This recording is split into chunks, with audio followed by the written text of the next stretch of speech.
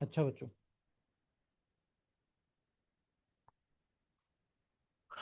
अच्छा बच्चों, let's finish this. ठीक है, इसको ख़त्म करते हैं। ठीक है, थोड़ा सा ही रह गया। अच्छा बच्चों, अब देखें। बच्चों ये है तो काफ़ी हिस्ट्री हिस्ट्री को खोलना शुरू करें बहुत ज़्यादा टाइम लगता है। मैं आपको इस पे ना एक दो किताबें ज़रूर रिकमेंड कर सकता हूँ, जो जो भी इंटरेस्टेड है वो पढ़ना चाहे। लेकिन हिस्ट्री में सारे इंटरेस्टेड नहीं होते, लेकिन उसके बावजूद जो है ना वो मैं रिकमेंड कर देता हूँ।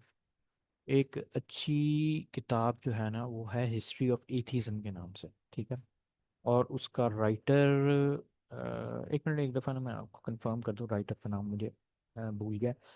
वो बेसिकली ना वो ये वाली जो मॉडर्न हिस्ट्री हम कवर कर रहे हैं ना उसको इस तरह कवर करता है कि वो इस तरह कवर करता है कि यानी जिसमें किस तरह ये जो एज ऑफ इंडस्ट्रियल रेवोल्यूशन है उसके अंदर खुद ही जो क्रिश्चियन राइटर्स हैं, क्रिश्चियन ऑथर्स हैं, यानी स्पेशली जो प्रोटेस्टेंटिज्म की अभी हम बात कर रहे थे ना, कि देखिए प्रोटेस्टेंटिज्म जब ओपन एंडेड मामला था हो गया कि हर बंदा जो है ना वो दीन को लेके अपनी इंटरप्रिटेशन कर सकता है, अपनी तफसीर कर सकता है, तो इससे एक तो चर्चेस बहुत ज़्यादा खुली, हर बंदा दूसरा आइडिया भी बने। डीइस्ट भी बहुत ज़्यादा है, यूनिटेरियन भी खुद ही इसी वजह से निकले। यूनिटेरियन भी जो हैं क्रिश्चियंस वो आए ही कैथोलिज्म की ये जो डिवाइड है उसके बाद आए। तो ये सारी चीज़ें जब रहता फैल गया, इन अदर वर्ड्स, इसके कुछ ऑब्वियसली पॉजिटिव भी फीचर हुए हैं, कुछ नेगेटिव भी हुए हैं। तो उनके यहाँ, लेकिन जो क्रिश्चियनिटी के यहाँ जो तोड़ है ना वो बेसिकली यहाँ से शुरू हुई है। तो उसके बाद जब ये इन्होंने आइडियाज़ खुद से, देखिए हम ये एक किस्म का हमारे लिए भी लर्निंग लर्निंग है इसमें, कि हमारी हिस्ट्री में भी ये बड़ा ज़रूरी है कि हम कोई ऐसी चीज़ ना करें कि जिससे जो है ना हम अपनी जो तौरास है ना उसको ओपन एंडेड इंटरप्रिटेशन पे छोड़ दें, लोगों के हाथों में दे दें, लोगों के हाथों में मैंने अपनी मर्जी से वो तफसीरें करें, ये करें वो करें। अब ये क्रिश्चियनिटी में हुआ और उसी की बुनियाद पर ये सारा कुछ हुआ, और आहिस्ता आहिस्ता जो मादियत है और एथिज़म है और डीइज़्म है और बाकी सेक्युलरिज्म, एसेंशली जो प्योर चीज़ जो निकल रही है ना इस एरिया से, वो सेक्युलरिज्म निकल रहा है। सेक्युलरिज्म बेसिकली लातीनियत है हर किस्म के, यानी दीन को दूर करना किसी भी सिस्टम के अंदर से। ठीक है, तो ये यहाँ से निकल रहा है। तो ये एक बेसिकली बेसिक बुनियाद बनी, और इन्होंने खुद ही अपने खुदा को, मतलब यानी अपनी राइटिंग्स के अंदर मादा किताबें किया है। ठीक है, और खुद इस तरह की राइटिंग्स निकाली जिसके अंदर उन्होंने खुद एक कुछ तो इस नीयत से किया कि खुदा को प्रूव किया जा सकता है। खुदा को प्रूव करने की नीयत से उन्होंने इस तरह के रूट्स लिए जिसमें उन्होंने पहले उसे मादे की ताबे किया और फिर मादे से उसको उसकी उसकी उसकी एग्जिस्टेंस को प्रूव किया। तो ये अजीब सी चीज़ है। हाँ, एक नेचुरल थियोलॉजी भी इसे कहते हैं कि इसके एक पॉजिटिव इफेक्ट अपनी जगह, लेकिन इसके नेगेटिव इफेक्ट भी, और ये बैक एंड फोर्थ डिस्कशन से ही हुए। एनी हाउ, मूविंग फॉरवर्ड, फलसफा बेसिकली इसकी बुनियादें फलसफे से भी। ठीक है, एनी हाउ, तो अच्छा, अब चार्ल्स डार्विन आया। चार्ल्स डार्विन की ये हुआ था कि इसकी जो थ्योरी है ना इसको भी लोगों ने एक अपनी बुनियाद बनाया, और उसने कहा कि ये जो अब हमें इसका भी सोल्यूशन मिल गया कि जो कि जो नेचर है वो किस तरह खुद ब खुद ही जो है ना वो चीज़ों को बना सकता है और उसको किसी खुदाई ताकत की ज़रूरत नहीं। ठीक है, चीज़ें नेचुरली सिलेक्ट होती हैं और सारा सिलेक्ट हो के स्पीशीज आती हैं और ये सारा कुछ होता है। अब हमारे पास तो पूरा मतलब यानी हथियार अब आगे हैं, अब एथिज्म जो है वो फ्लरिश हो सकता है। और हुआ भी यही कि एथिज्म की पॉपुलैरिटी जो सबसे ज़्यादा हुई है ना बच्चों, वो 1900s में हुई है। ठीक है, यानी अब 1882 में तो चार्ल्स डार्विन मार गया, लेकिन 1890 से लेके ऑनवर्ड्स 1930s, और ये वो जो एरिया है ना 1970s तक, 1970 तक जो है ना एथिज्म काफ़ी पॉपुलर रहा है। ठीक है, बहुत पॉपुलर रहा है। तो ये एक किस्म का आप कह लें कि थीज्म का डिक्लाइन जो है ना यहाँ पर हुआ था। एनी हाउ, तो ये कुछ राइटर्स आपके सामने मैंने लिखे हुए हैं, David Hume, John Milton, Adam Smith, William पेली, वोल्टायर, ये सारे डीस से। ठीक है, यानी ये खुदा पे तो यकीन रखते थे लेकिन ये किसी दीन पे नहीं यकीन, किसी मखसूस रिलीजन पे नहीं यकीन रखते थे, और क्रिश्चियनिटी का इनकार करते थे और उसको क्रिटिसाइज करते थे। ठीक है, तो ये चीज़ ये था। अब ये बंदे भी मशहूर हुए और इनकी राइटिंग्स भी मशहूर हुई। ठीक है, दूसरा चार्ल्स डार्विन और ये वो ये भी सारे थे। अच्छा, इस वजह से ना इनकी पॉपुलैरिटी भी ज़्यादा थी, क्योंकि देखे ना जो भी आपको कोई प्रैक्टिकल सिस्टम्स दे रहा है वो कोई ना कोई या तो प्रोटेस्टेंट है, ठीक है, या वो डीइस्ट है, ठीक है, और वो जो कि क्रिश्चियनिटी के अगेंस्ट है बेसिकली, कहने का मतलब। तो वो फिर जब इस तरह के लोग हैं, खुदा को यकीन, ये नहीं खुदा का यकीन रखते थे लेकिन क्रिश्चियनिटी और रिलीजन के क्रिटिसाइजर थे, तो ये शकी मिजाज रखना, रिलीजन का क्रिटिसिज्म करना, ये यहाँ पर बहुत पॉपुलर हो गया था इसके एकेडमिक सर्कल में, लोगों में नहीं, लोग आम लोग जो हैं वो काफ़ी देर तक, बल्कि आज भी जो हैं वो मेजोरिटी में हमेशा वो रहेंगे, ठीक है। तो ये वाला मामला है। अच्छा, मूविंग फॉरवर्ड, अब मसला जो है ना, जो आप कह लें जो सही टर्निंग पॉइंट हुआ है ना, वो ये हुआ है कि पॉलिटिकल एथीज्म आया for the first time properly. Communism और सोशलिज्म के राइज से, जो स्पेशली रशिया और इस जगह पर, ये अब ये ऐसा है कि आप कह लें कि फर्स्ट लातीनी पॉलिटिकल गवर्नेंस एक किस्म की जो है ना वो यहाँ पर आई है, ठीक है, जिसमें माओ चाइना में, लेनिन और स्टालिन जो है रशिया के अंदर, और दूसरी जगह पर जो जैसा कि यहाँ पर ना साउथ अमेरिका के अंदर, और इन जगहों पर जो है क्यूबा वगैरह में, अर्जेंटीना वगैरह में जो है ये कम्युनिज्म का जो राइज हुआ, ठीक है। अब जब ये राइज हुआ ना, अच्छा 1818 तो 1883 कार्ल मार्क्स का मामला है, लेकिन बेसिकली जो रशियन रेवोल्यूशन है और जो ये वाली सारी चीज़ें ये 1900s के अंदर यानी 1900s में ये शुरू हुई थी, ठीक है। यानी वर्ल्ड वॉर 1 वर्ल्ड वॉर 2 में रशिया मौजूद था, पर उसके बाद जो है वो बकायदा जब सोवियत सोशलिस्ट रिपब्लिक जो है वो कायम हुआ, और फिर उसके बाद चाइना भी 1947 में माओ का जो चाइना था वो उसी वक्त आया जब हम पाकिस्तान के साथ ही आया था। तो ये चीज़ें जब आई ना, तो आप कह लें कि दहरियत को ना एक पॉलिटिकल एस्टेब्लिशमेंट मिली, जिससे उसने ना सिर्फ ये किया, उसने बाकायदा क्रिश्चियंस को और दूसरे अदियान को प्रोसिक्यूट किया। प्रोसिक्यूट मतलब यानी एक किस्म का उनको तंग किया, उनकी चीज़ों को जलाया गया, काफ़ी चीज़ें जली हैं, काफ़ी रिलीजियस स्कॉलर्स को मारा गया, उनकी किताबें जलाई गई, लिटरेचर जलाया गया, और ये परसिक्यूशन जो है बहुत ज़्यादा रशिया के अंदर हुई, ठीक है। इसको कहते हैं वन ऑफ द लॉन्गेस्ट परसिक्यूशंस। ये तकरीबन तकरीबन 80 साल तक, यानी तकरीबन 100 साल के करीब कह लो कि ये जो है ये चली है, ठीक है, और ये इनके हाथों चली। और इस वजह से जो है आप कह लें कि अभी भी आप देख सकते हैं कि जिस तरह चाइना में जो है वो नेशनलिज्म सबसे ऊपर है, रशिया में भी, और इन सारी जगहों पे नेशन नेशन सबसे बड़ी चीज़ नेशन है, उसके बाद आपका दीन आता है।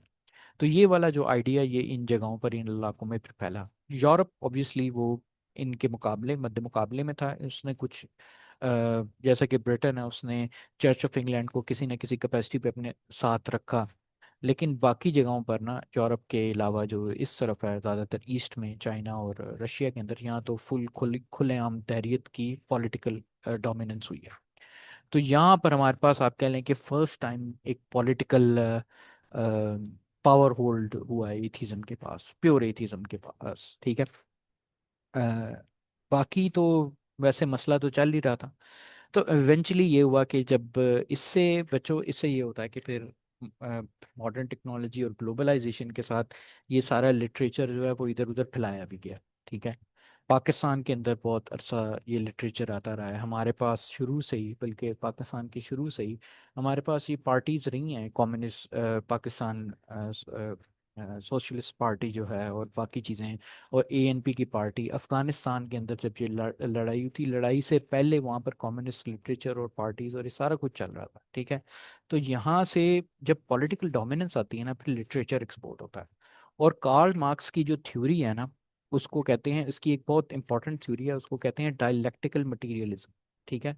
मटीरियलिज्म से मुराद क्या, मादा मादियत, ठीक है, डायलेक्टिकल मादियत। और ये जो मादियत की जो थ्योरी है इसकी, ये कम्युनिस्ट वेस्टो दस कैपिटल और बाकी जो है डायलेक्टिकल मटीरियलिज्म की जो थ्योरी है, ये यहाँ से मुसलमान और मुसलमानों इलाकों में बहुत फैली है, ठीक है। और ये एरिया है 1800s से लेके 1980 1970s 1960 तक, जो कि आप कह लो कि सही किस्म की मॉडर्निज्म, एथिज्म किसी न किसी कैपेसिटी पे फैलता रहा है, ठीक है।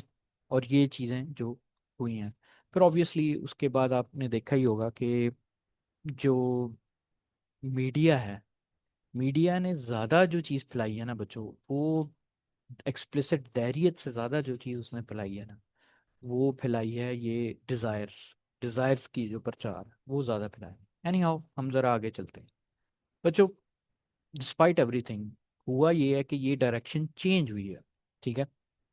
स्पेशली अब ये 2025 वाला जो मामला है, ये हम इसकी अब बाद में बात करते हैं। लेकिन बीच में एक ये हुआ कि 1970s के अंदर, 1970s तक मैं आपको बता रहा हूँ, तो 1970s में क्या हुआ। 1970s में आप कह लें कि जिस तरह प्लेटो के, जो हमने शुरू में पढ़ा ना कि प्लेटो से एक किस्म की थीज़म की वापसी आई थी, तो एक किस्म की यहाँ पर भी वापसी आई, और ये इन्हीं के सिस्टम से आई। वो इस तरह आई कि उन्हें पता लगा कि जो एम्पेरिसिज्म और ये जो पॉजिटिविज्म, जो जो मैंने आप लोगों को बताया, जो मादियत इनकी थ्योरीज में कमजोरियां निकलना शुरू हुई। और उसमें से एक बहुत बड़ा मूवमेंट क्या हुआ था कि बिग बैंग थ्योरी है, ठीक है।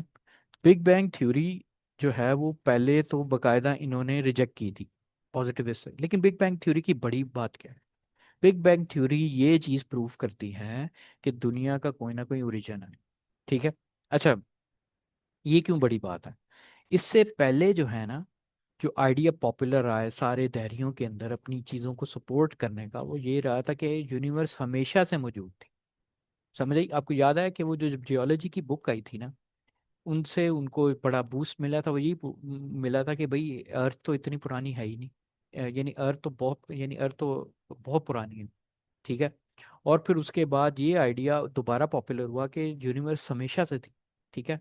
और ये कोई नया आइडिया नहीं है, पुराना ही आइडिया है जो हमने पहले भी पढ़ा था, कि वो उनके यहाँ भी पाया जाता था, जो हिंदू रिलीजन्स के। लेकिन ये दोबारा पॉपुलर हुआ, ठीक है।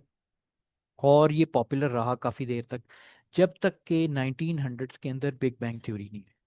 पहले तो इस पे यकीन नहीं था, और खुद ये जो एथिस्ट और कई साइंटिस्ट थे, उन्होंने बहुत इसको स्ट्रॉन्ग रिजेक्शन दी। लेकिन इवेंचुअली ये हुआ कि इसके पास काफ़ी ज़्यादा साइंटिफिक एग्रीमेंट होना शुरू हो गया, कंसेंसस होना शुरू हो गया, क्योंकि हमारे पास वो जो माइक्रोवेव बैकग्राउंड रेडिएशन की जो एविडेंस है, ये आप देख रहे हैं, ये माइक्रोवेव, ये जो लेफ्ट साइड पे इमेज है, ये हमारा एज ऑफ अर्थ को बताता है, जिसके अंदर ब्लू पार्ट्स जो हैं और versus red part depending upon wavelength, ये बताता है कि कौन सा जो है पुराना हिस्सा है अर्थ का और कौन सा नया। अर्थ का नहीं, मतलब कहने का मतलब यूनिवर्स का, पूरी यूनिवर्स का, ये अर्थ नहीं बनी हुई, ये पूरी यूनिवर्स का डाटा है। तो यूनिवर्स और स्पेस से हमें ये वेवलेंथ्स आती हैं, तो इससे पता लगता है कि स्पेस के कुछ पार्ट्स हैं जो कि पुराने हैं और कुछ पार्ट हैं जो कि नए हैं। तो वहाँ से समझ आई कि अर्थ जो पूरी यूनिवर्स है वो इस तरह नहीं है कि जो हमेशा से थी, इसका कोई ना कोई ओरिजिन था, और वो बिग बैंग थ्योरी ने वो किया। बिग बैंग थ्योरी से हुआ ये कि आहिस्ता आहिस्ता जब ये पहला आप कह लें कि पीस था जो गिरा, और उसके बाद आहिस्ता आहिस्ता ये हुआ कि जो स्ट्रिक्ट एथिज्म था ना, स्ट्रिक्ट एथिज्म, वो फिर टूटना शुरू होता गया, ठीक है। टू द पॉइंट कि आप देखें कि जो अभी अब तो बल्कि वो जो रिलीजन, अब हालात ये हैं कि रिलीजन दोबारा पॉपुलर है पूरी दुनिया में, ठीक है। और किसी न किसी किस्म का टीज़म है, ये है वो है। लेकिन क्या कहते हैं कि यानी आजकल की जो तहरीत है वो मॉडर्न किस्म की तहरीत है, सेक्युलरिज्म अभी भी, ठीक है ना। सेक्युलरिज्म रच के मतलब यानी वो बहुत स्ट्रिक्टली जो है ना वो अंदर डिटर्मेंट। लेकिन बाकी चीज़ें जो है ना, मतलब यानी जो एक्सप्लिसिट रिजेक्शन ऑफ गॉड है, वो ऐसा ऐसा गिरी है, ठीक है। और इनके जो बड़े बड़े फलसफी थे पॉजिटिविज्म के, इन्होंने इवेंचुअली क्या करना शुरू कर दिया कि इन्होंने जो है वो इसकी अपनी ही थ्योरी के अगेंस्ट बोलना शुरू कर दिया। मेरे पास ये सामने इस स्लाइड के अंदर एक वीडियो है एजे एयर की, जो कि उनका बहुत बड़ा प्रोपोनेंट था, जो पॉजिटिविस्ट था, जिसने खुद जो है ना अपने ही आइडिया का एक किस्म का इनकार किया। फिर एक और बंदा एंथनी फ्लू, जिसकी किताब है देयर इज अ गॉड, ये वन ऑफ द बहुत प्रोमिनेंट उनका एथिस्ट हुआ करता था। और फिर जो है इसने भी रिजेक्शन की। बच्चों ये कब की मैं बात बता रहा हूँ, ये 1900s की बात बता रहा हूँ, यानी ये 1900 से लेके सन 2003 तक, 2003 तक, ठीक है। ये मामला होता होता चला गया, ठीक है। और अब जो है इस वक्त क्या हुआ, अब एज ऑफ इंटरनेट शुरू हुई है, ठीक है। इस मौके के बाद एज ऑफ इंटरनेट से बच्चों फिर दोबारा एक दम से जो है ना बूस्ट मिला है, किसे, एथिज्म को, ठीक है। और उसके इफेक्ट्स अब हम फील कर रहे हैं पाकिस्तान के अंदर मेनली। बाहर तो फिर दोबारा ये मर गई है। ये शुरू हुई है सन 2006 से लेके दस दो सन दो रिचर्ड डॉकिंस की एक किताब है, उससे शुरू हुई है। और वहाँ से लेके 2014 तक जो है ना, ये एक इंटरनेट एथिज्म का ना बहुत एक्सेसिव राइज हुआ। ठीक है। और हम ये जो हम पढ़ रहे हैं ना बच्चों, ये सारा कुछ ये इस वजह से पढ़ रहे हैं क्योंकि इनका छोड़ा हुआ मटेरियल जो है और उसके जो इफेक्ट हैं वो अभी तक राइज हैं और वो चल रहे हैं। तो ये जो चीज़ है ना, ये फिर दोबारा वापस, यानी एक दफ़ा मरी है 1970 1970s में। और फिर उसके बाद ये सन 1970 से लेके यानी 10 20 30 30 और 35 ईयर्स बाद ये दोबारा एक इसका इंटरनेट की वजह से दोबारा एक इसको बूस्ट मिली है। और वो स्टोरी हम अगले लेसन में इंशाल्लाह पढ़ेंगे कि वो ये दोबारा जो इंटरनेट बूस्ट मिला है, ये वाली जो मॉडर्न हिस्ट्री है वो क्या है। ठीक है। लेकिन अब तक वहाँ से लेके 1970 तक ये कहानी है। तो इंशाल्लाह इसका आपको कोई भी सवाल हो तो ज़रूर पूछिए। एनी क्वेश्चन सो फार? और ये काफ़ी थी, इसमें मैं बोलता गया, आपको भी बोलने का मौका ही नहीं दिया। क्योंकि हिस्ट्री थोड़ी सी, ये ऐसा लेक्चर मुश्किल होता है इसको समराइज़ करना। लेकिन फिर भी मैं, ये ज़रूरी हिस्ट्री है जो कि आपको पता, ऑब्वियसली इसमें मैंने कई चीज़ें मिस की हुई हैं, बहुत ज़्यादा मिस की हैं, लेकिन ये इस तरह इसको जस्टिफाई नहीं करता। लेकिन एक समरी देना बनता है। तो ये स्टोरी है। अस्सलाम वालेकुम। वालेकुम सलाम जी, रिजवान। बारकल्लाह फीक, बहुत ज़बरदस्त कंडेंस आपने करने की कोशिश की है, बहुत इंफॉर्मेशन रिच। अच्छा, एक चीज़ जो आप कह रहे थे बीच में कि पहले चर्च जो है, मेरी अंडरस्टैंडिंग ये थी, कम से कम हम ये सुनते हैं कि चर्च वाज अगेंस्ट साइंस या साइंटिफिक रिसर्च या वो रीजनिंग के शुरू में मेरा ख्याल है वो डिस्करेज करते थे, और बाद में शायद आपने कोई एक एज अच्छा का जिक्र किया कि जहाँ पे फिर उन्होंने। यार, यहाँ मैं बताता हूँ, सॉरी। यहाँ मैंने शायद ना स्लाइड को अपडेट भी करना है। यहाँ पर ना एक मिसकंसेप्शन यहाँ से बन रहा है यहाँ पर। देखिए, चर्च साइंस के अगेंस्ट एज इज गई नहीं, कुछ वाकयात हुए थे। ठीक है ना। लेकिन चर्च जो है वो साइंस की सबसे बड़ी फंडर रही, सबसे बड़ी फंडर। ठीक है। और इसकी एक स्लाइड मैं नेक्स्ट लेसन में आपको समझाऊंगा। दरअसल हुआ ये है कि ना, यहाँ पर दो राइटर्स थे जिन्होंने ना ये साइंस और रिलीजन की लड़ाई को ना एक टॉपिक बना। और ये स्पेशली ये जो मॉडर्न एथिज्म भी है ना, ये जो आजकल का फिनोमेना है, ये फैला है उस वजह से भी फैला कि एक एक थ्योरी है जिसे कहते हैं कॉन्फ्लिक्ट थीसिस, कि रिलीजन और साइंस हमेशा से जो है ना वो आपस में लड़ाई में रहे। ये एक बड़ी गलत नोशन है। ठीक है, ऐसा नहीं है। बल्कि मैंने खुद कहा कि जो अ, तो ये है कि, लेकिन कुछ वाकयात उन्होंने पकड़े, कुछ वाकयात इन कुछ राइटर्स ने पकड़े। जैसे गलेलियो गलेली का वाकया है कि जी उसको बंद कर दिया गया, निकोलस कोपरनिकस कह के उसने कहा कि जी अर्थ इसके गिर्द घूमती है तो इसको पकड़ लो और इसको ये कर दो वो कर दो। और मतलब ये कई इस तरह की चीज़ें हैं जिनको ना यूज़ करके इस तरह की कहानी प्रेजेंट की कि ये साइंस और एथिज्म, जो सॉरी जो साइंस और रिलीजन है वो हमेशा से कॉन्फ्लिक्ट। ठीक है। और तो ये जो कहानी है ना, ये एक तो बहुत बड़ी फॉल्स परसेप्शन के ऊपर बनी है। ठीक है।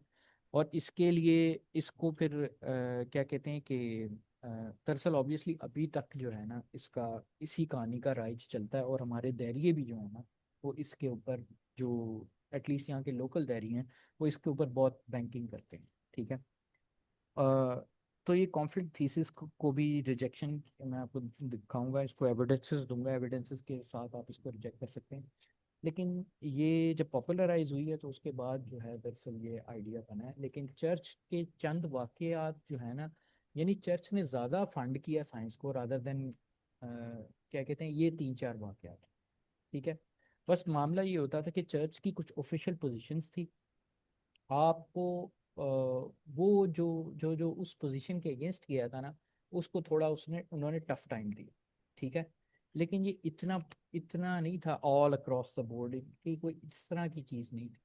ज़्यादातर मैंने आपको जिस तरह कहा है ना कि ये इनके आपस की, जो क्रिश्चियन है दोनों तरफ बिलीवर्स हैं, इनकी आपस के जो आइडियाज का तबादल है ना, उससे ये सेक्युलरिज्म का आइडिया ज़्यादा था। ठीक है, रादर देन ये इनकी कोई चर्च के साथ बाकायदगी से कोई लड़ाई। समझ आई रिजवान? जी बिल्कुल ठीक है, जज़ाकुमुल्लाह खैर। क्योंकि ये बहुत कॉमन नोशन है वैसे, हाँ जी, ये ये बहुत जो आप पॉपुलर। बात कर रहे हैं ना। हाँ जी, हाँ जी, इसको मैं ज़रा ना, ये दरअसल मेरी पुरानी स्लाइड के अंदर यही मैं लोगों को भी पढ़ा रहा था, लेकिन ये दरअसल ना ये बात बिल्कुल दुरुस्त नहीं है। मैं पढ़ा इस वजह से रहा था कि ये बताने के लिए कि ये आइडिया जो है लेकिन ये आइडिया खुद जो है ना, इन्होंने ये जो पॉजिटिविस्ट नहीं आई 1900 में, इन्होंने ये पॉपुलर किया था। जब ये पॉलिटिकल एथीज्म बढ़ा है ना सारा, उस दौरान ये कॉन्फ्लिक्ट थीसिस को बहुत फरोग दिया गया। वरना ये बात हकाइक से बिल्कुल दूर दूर। और इसके बारे में दो बड़ी ज़बरदस्त किताबें हैं जो कि खुद धैर्यों ने लिखी है। ठीक है, धैर्यों की टीम उसमें मौजूद है, जो खुद उन्होंने इतराफ़ किया कि ये बिल्कुल हिस्ट्री की very bad reading of history. Any other questions? जी जज़ाकुमुल्लाह खैर। इंशाल्लाह इसको ये आप स्लाइड्स स्लाइड्स साथ साथ शेयर कर देंगे फिर? मैंने पहली दो शेयर की हुई हैं। जी मैंने कहा आप स्लाइड्स भी शेयर कर देंगे। हाँ जी, मैं अच्छा जी। तो इसको भी कर लूँगी इंशाल्लाह। ठीक, ओके। आपका जो क्विज होगा वो पहली दो स्लाइड से ही है, जो पहला हो। ठीक है, ओके। अच्छा जी। अगर कोई और क्वेश्चन है तो फिर हम आज रोक देते हैं। ठीक हो गया। अस्सलाम वालेकुम वरहमतुल्लाहि वबरकातुहू। वालेकुम सलाम।